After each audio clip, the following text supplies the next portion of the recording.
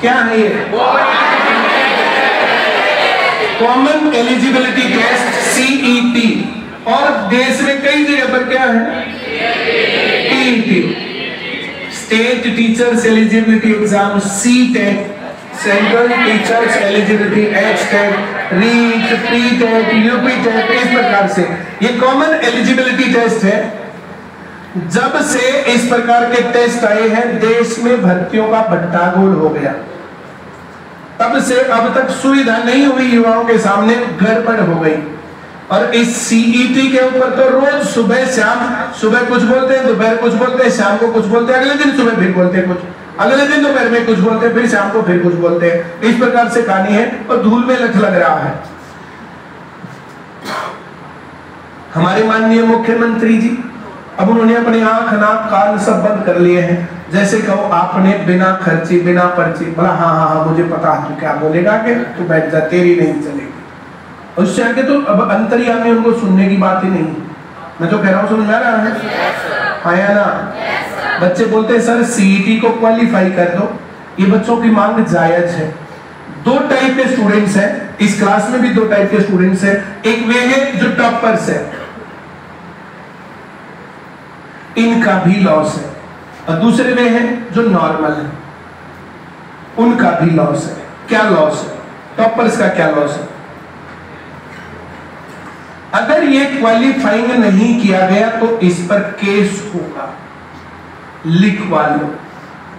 मेरे पास कई टीम वाली जो कि केस करने को तैयार बैठे।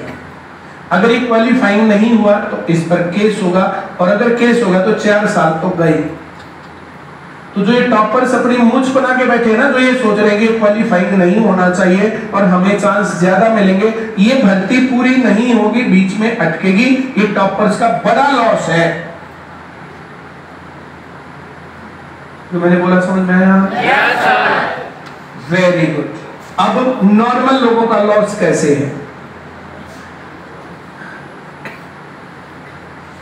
पोस्ट वाइज, कैटेगरी वाइज 4 गुणा लोगों को बुलाए। क्या?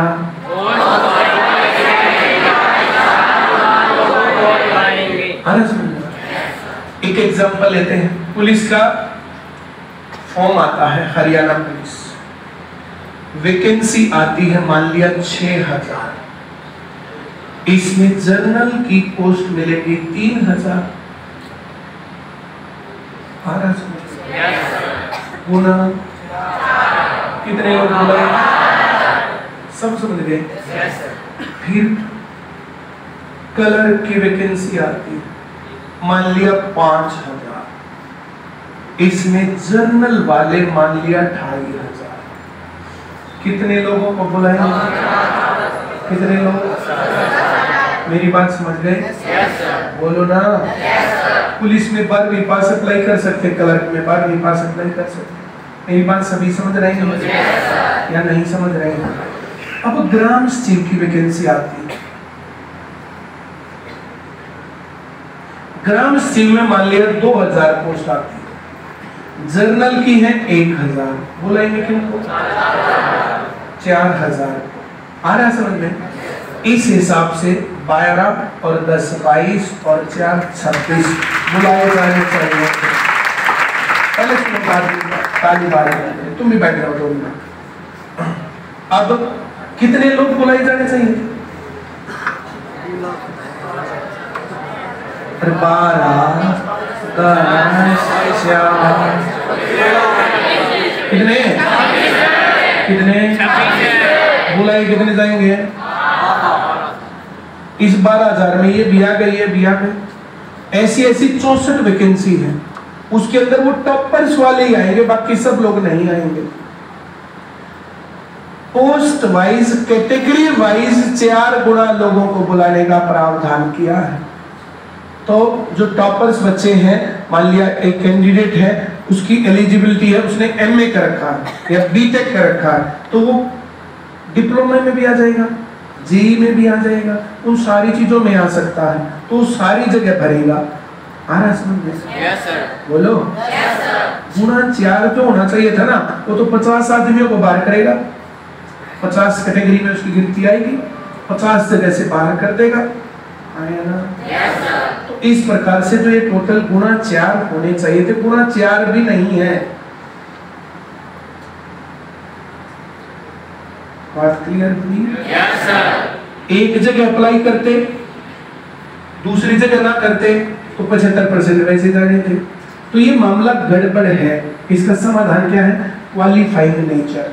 अभी इस बात के बारे में सरकार के पास वैसे बहुत बार बताया जा चुका है, और सरकार अंधी बहरी गूंगी हो गई है, कोई सुन नहीं रहा है। इस भर्ती को अगर तुम्हें बचाना है तो इसको क्वालिफाइंग नेचर के लिए तुम्हें थोड़ा सा आवाज उठानी पड़ेगी। मैं तुम्हें बिल्कुल नहीं कहूंगा कि गोली मारनी है, हैशटैग अधिक है। दूसरा, बम फोड़ना है, हैशटैग भगत सिंह। तुम्हें कुछ ऐसा तोड़ फोड़ की गतिविधि करनी है, आग जलानी है, हैशटैग ये अग्निवीर। मैं जो कह रहा हूँ समझ में आ रहा है? हम लोगों ने बहुत बार आवाज उठाई है, बहुत बार सही तरीके से जो आवाज उठाई गई है उस तरीके से हमें जो आवाज उठानी चाहिए। एक तो 23 तारीख को ट्विटर कैंपेन है, ट्विटर कैंपेन के ऊपर मैं ट्वीट कर दूंगा, उसको तुम ज्यादा से ज्यादा रीट्वीट कर देना, कोट ट्वीट कर देना। मेरी बात समझ रहे हो? जिसको ये नहीं आता करना तो अपनी क्लास के 1-2 बच्चे से पूछ लेना, अपने फोन को लेकर के आना। सभी लोगों को यहाँ पर हम जो 23 तारीख को कोट ट्वीट और जो ट्वीट, ये काम तब तक एक दूसरे से सीख लेना, और किसी को ना आता हो तो मेरे से पूछ लेना। मैं जो कह रहा हूँ समझ आ रहा है? क्या नहीं आ रहा है? ये काम सिर्फ सोनीपत की ब्रांच से नहीं होगा, जितनी ब्रांचेज जहां जहां पर भी हैं, हर जगह से इस प्रकार की चीजों को जो है आवाज उठानी चाहिए। और अलग अलग करने की बजाय मेरा मन ये करता है कि सभी लोग 2-2, 3-3 बस भर करके यहाँ पर पहुंच जाओ, एक जगह से बहुत बड़ा सा जो है प्रदर्शन, जुलूस और जो शक्ति प्रदर्शन होता है, सरकार को चेताए कि भाई या तो सरकार हमारी मांगे माने, वरना इलेक्शन में दुष्परिणाम देखने को मिलेंगे। क्यों? इसके पहला प्राइम इसकी मांग होगी वो रहेगी सीईटी क्वालिफाइंग।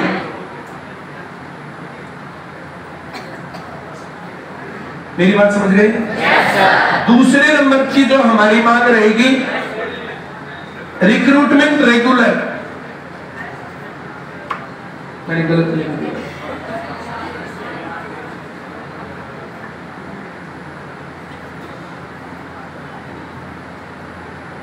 4 साल से भर्ती नहीं हो रही, इसका क्या मतलब है? तीसरे नंबर पर हम लोगों को करना चाहिए फेयर सिलेक्शन। केंद्रीय विद्यालय के पेपरों का भी क्या हाल हुआ, रेलवे के एग्जाम्स का क्या हाल हुआ था। तो जो इस प्रकार के जो ये फेयर सिलेक्शन आया ना, यस सर। और चौथे नंबर पर हमें करना चाहिए टैक्स फ्री एजुकेशन।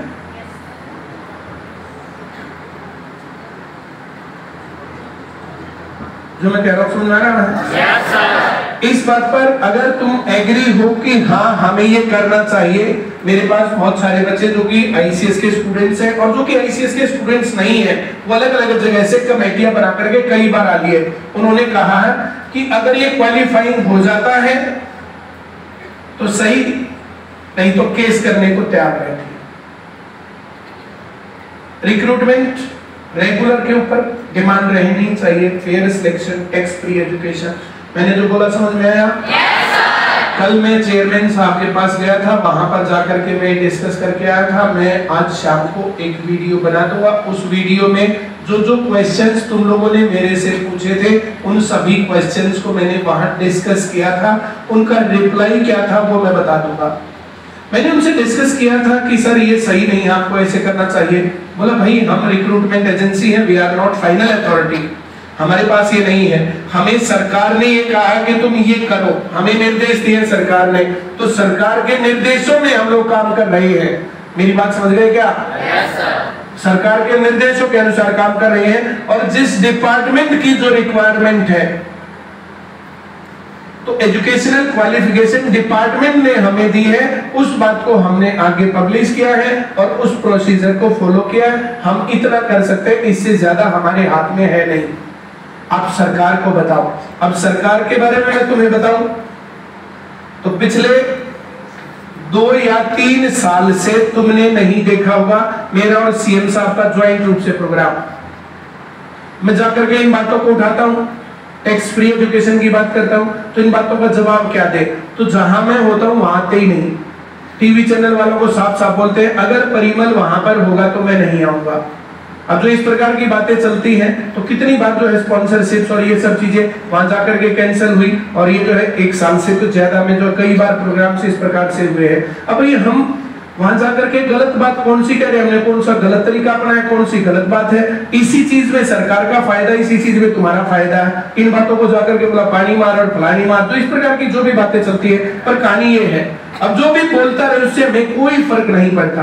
अगर मेरे अंदर कमी है मैं उस बात को सुनता हूं, सुधार कर लेंगे। कमी है ही नहीं तो ऐसे बोलते रहो, भोगते रहो, उससे क्या फर्क पड़ता है? इस बात को बहुत जबरदस्त तरीके से जो आवाज उठाने की जरूरत है, क्योंकि अब ना तो सीएम सुन रहा और ना कोई भी मंत्री सुन रहा, ना कुछ भी, तो हम जाए कहां? ना कोई अफसर सुन रहा, ना सरकार सुन रही, ना पार्टी सुन रही, ना कोई नेता, ना कुछ भी। तो इलाज बहनों को सुनाने के लिए धमाके की जरूरत होती है। एक जोरदार प्रदर्शन की रिक्वायरमेंट है।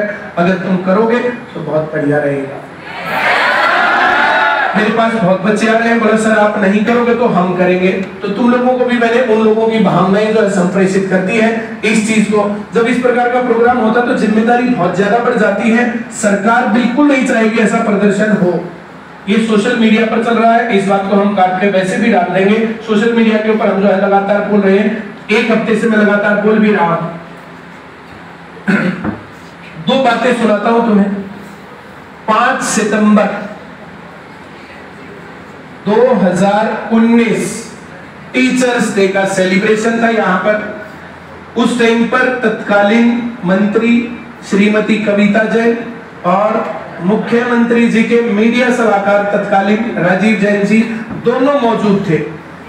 उस टाइम पर बीजेपी जो नारा दे रही थी दैट वाज अब की बार 75 पार, अब की बार 75 पार। जब ये प्रोग्राम था, इस प्रोग्राम में मैंने उनको कहा कि नवंबर में वो है इलेक्शन और इस टेस्ट में गड़बड़ होगी। ये टेस्ट आएगा आउट ऑफ सिलेबस। ये एक बार नहीं हो लिया था, ये 18 में जो हुआ, जब भी 17 में हुआ तब भी कभी मैथ आउट ऑफ सिलेबस आ जाएगा, कभी हिस्ट्री आउट ऑफ सिलेबस आ जाएगी, कभी साइंस आउट ऑफ सिलेबस आ जाएगी, कोई सा पोर्शन आउट ऑफ सिलेबस। हाँ या ना? Yes sir. ये पोर्शन आएगा आउट ऑफ सिलेबस। इससे युवा हो जाएंगे नाराज, और नाराज होने के बाद आपको भुगतना पड़ेगा। मानने ही नहीं। 19 या 20 सितंबर को पेपर था, 15 या 14 को होगा, वो यहां पर जो भी था। अब वो पेपर हुआ, पेपर आउट ऑफ सिलेबस था। मैथ, साइंस एंड टेक्नोलॉजी और कंप्यूटर पता नहीं कहां से दे दिए। ऐसा होने से बच्चों को वो सब चीजें नहीं आई। कुछ लोग ये सोचते हो कि पेपर आउट ऑफ सिलेबस देने से आईसीएस के बच्चों का सिलेक्शन नहीं होगा, तो पहले ही बता दिया था कि अगर पेपर पढ़ाई में से मिले तो क्या करना, ना पढ़ाई में से मिले तो क्या करना। और अधिकतर आईसीएस के स्टूडेंट्स का उसमें सिलेक्शन है। मैं जो कह रहा हूँ समझ में आ रहा है? yes, मैंने वो सारी बात समझा रखी थी, बता रखी थी, फिर भी हमारा काम धंधा था हम सरकार का सहयोग करें और सरकार को बताएं। एग्जिस्टिंग सरकार के साथ भेद रखना ये हमारा काम होता है। इससे मैंने उनको बताया। पेपर होते ही मैं जाकर के उनको बता करके आया, फिर भी नहीं मानी। एक वीडियो बहुत वायरल हुई थी कि खट्टर साहब पेपर मारा भी 90 का है और पेपर तेरा भी 90 का है। हम भी नहीं सोचे थे 75 पार, और तू भी नहीं सोचा 75 पार। हमारे 40 पार ना होने और तेरे भी ना होने।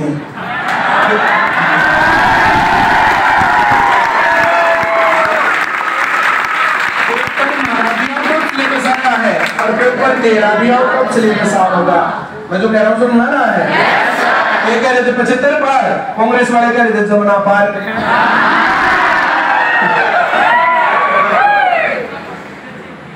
अब घटना 2019 से 2024 पर पहुंच रही है।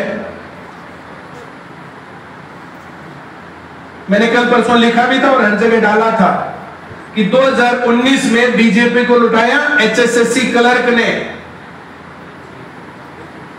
2024 में बीजेपी को लुटाएगी सीईटी।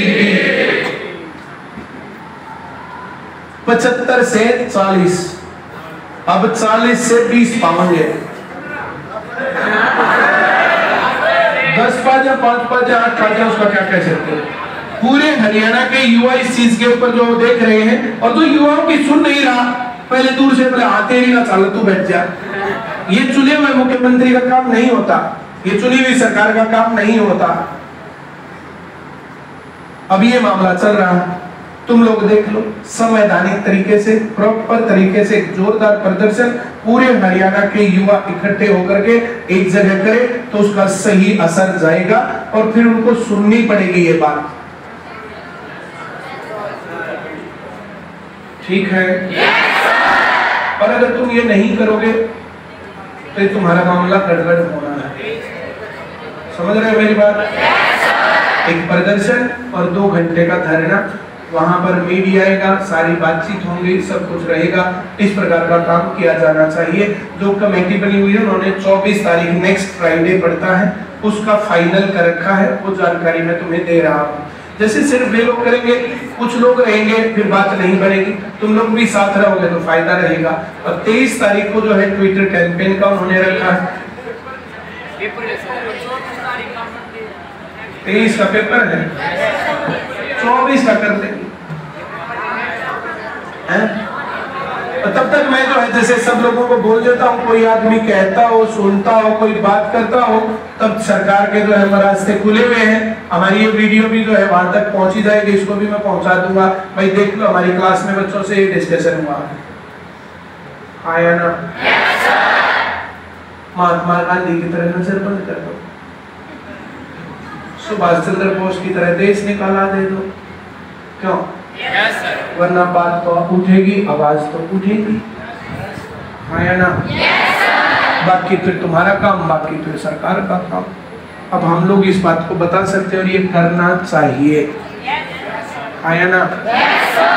एक दिन जीने का और एक दिन मरने का। क्यों? चलो आज इतनी ही बातें इसके ऊपर करेंगे।